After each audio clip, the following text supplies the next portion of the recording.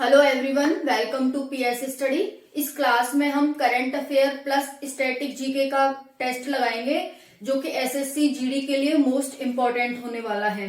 आपको देखना है कि आप इस टेस्ट में कितना स्कोर कर रहे हैं। लास्ट में मुझे कमेंट सेक्शन में बताएंगे कि आपने कितना स्कोर किया, जिससे कि आपकी तैयारी का पता चलेगा।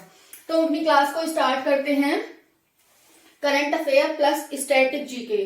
क्वेश्चन फर्स्ट है, इसरो की स्थापना कब हुई थी। क्वेश्चन फर्स्ट क्या है, इसरो की स्थापना कब हुई थी। आपको इसका आंसर देना है। तो इसका आंसर क्या हो जाएगा, इसरो की स्थापना 15 अगस्त 1969 को की गई थी। आपका भी यही आंसर होगा, 15 अगस्त 1969 को की गई थी।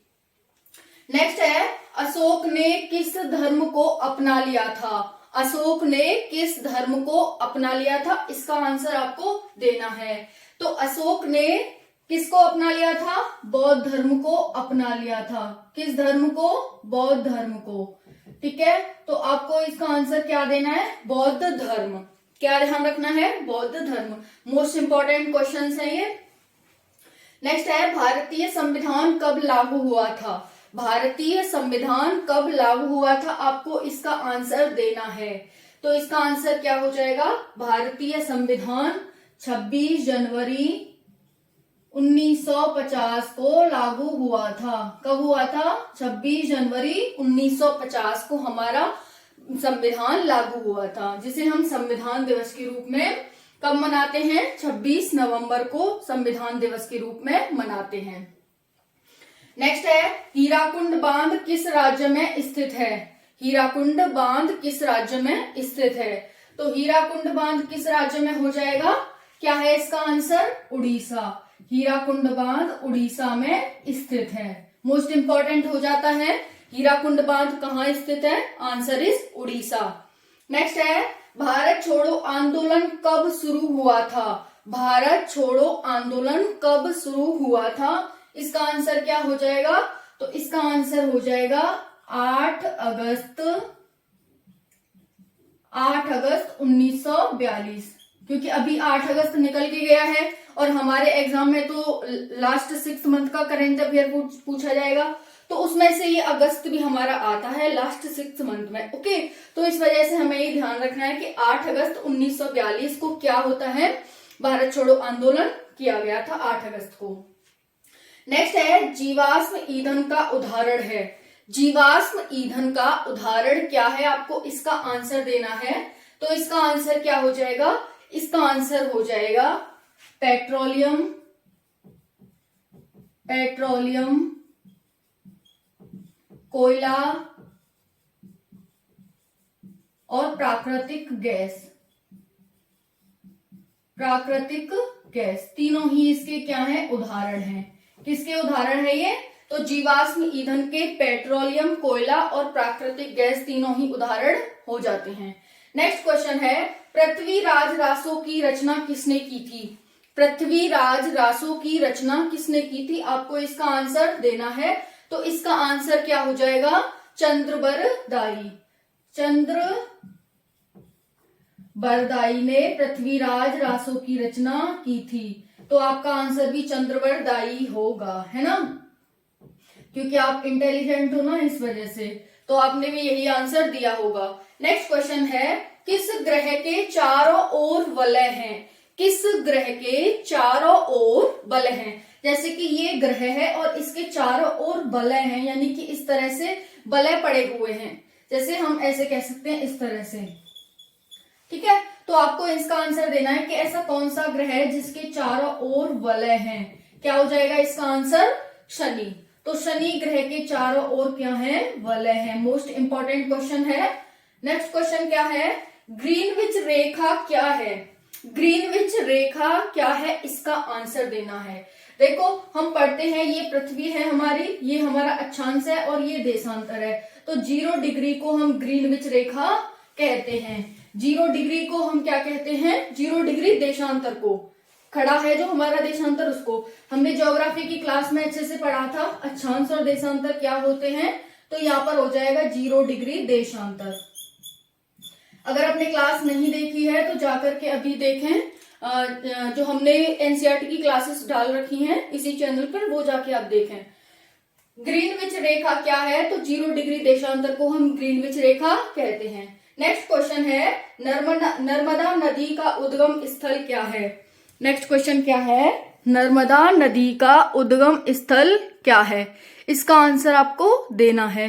तो क्या है इसका आंसर? नर्मदा नदी का उद्गम स्थल आंसर हो जाएगा अमरकंटक। अमरकंटक से निकलती है नर्मदा नदी। कहां से निकलती है? अमरकंटक से। नेक्स्ट क्वेश्चन है, राजस्थान में कुल कितने जिले हैं? राजस्थान में कुल कितने जिले हैं? तो इसका आंसर क्या हो जाएगा? राजस्थान में कुल 33 जिले हैं। आप थ्योरी तो डेली ही पढ़ते हो, लेकिन यहाँ पर आप टेस्ट लगाकर अपनी तैयारी का पता करें। थ्योरी पढ़ने से कुछ नहीं होता अगर टेस्ट में आप स्कोर नहीं कर पा रहे हैं तो, ठीक है। तो इस वजह से थ्योरी को सिर्फ रटना नहीं है बल्कि प्रैक्टिकल करके हमें देखना है। तो राजस्थान में कुल कितने जिले हैं? Answer is 33। नेक्स्ट क्वेश्चन है, हुमायूंनामा पुस्तक के लेखक कौन है?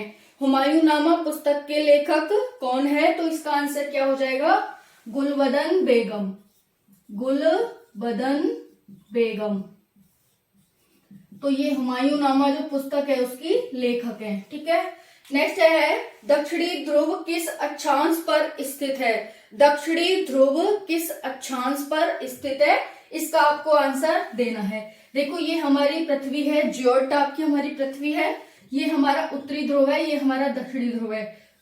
उत्तरी ध्रुव 90 डिग्री अक्षांश उत्तर में है और दक्षिणी ध्रुव 90 डिग्री अक्षांश दक्षिण में है। क्योंकि हम इस तरह से 90 डिग्री बनाते हैं ना, तो वैसे ही। तो ये क्या हो जाएगा? दक्षिणी ध्रुव किस अक्षांश पर स्थित है? अब आप बता सकते हैं दक्षिणी ध्रुव किस पर है? 90 डिग्री अक्षांश पर। 90 डिग्री अक्षांश पर। देशांतर मत कर देना क्योंकि मैंने बताया है देशांतर नहीं है, यहाँ पर है। जैसे ये पृथ्वी है हमारी, ये हमारा भूमध्य रेखा हो गई इस तरह से, ठीक है। तो हम ऐसे लेटी हुई लाइन खींच रहे हैं ना, तो लेटी हुई लाइन पे आता है हमारा। तो 90 डिग्री अक्षांश पर क्या है? दक्षिणी ध्रुव है। नेक्स्ट है, हर्षचरित्र के लेखक कौन है? हर्षचरित्र के लेखक कौन है? इसका आंसर आपको देना है। तो हर्षचरित्र के लेखक कौन हो जाएंगे? आपका आंसर क्या है? इसका आंसर हो जाएगा बाणभट्ट। क्या हो जाएगा? बाणभट्ट। हर्षचरित्र के लेखक बाणभट्ट हैं। नेक्स्ट है, पंचतंत्र के लेखक कौन है?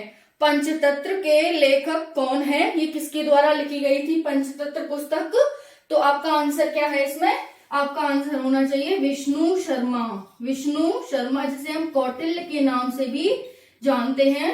तो पंचतंत्र किसके द्वारा लिखी गई है? विष्णु शर्मा के द्वारा, ठीक है। ये हमारी स्टैटिक जीके हो गई। अब हम करंट अफेयर देखने वाले हैं। सभी का इसमें मिक्सचर है, पॉलिटी, ज्योग्राफी, इकोनॉमी, है ना। इकोनॉमी का तो क्वेश्चन है नहीं शायद इसमें एक आध, बट बाकी सभी इतिहास, सभी का मिक्सचर है ये। यहाँ पर अब हम करंट अफेयर देखने वाले हैं।